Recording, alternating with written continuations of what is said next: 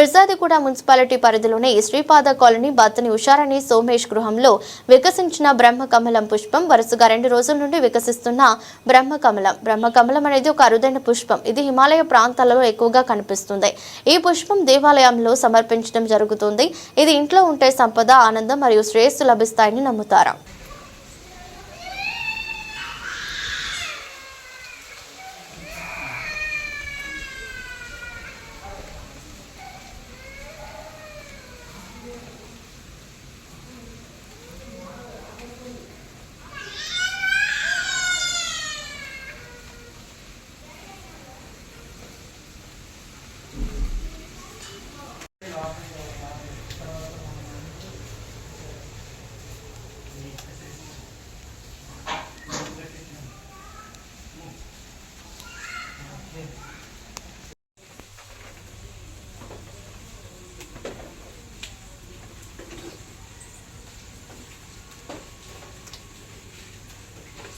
ఇంట్లోకి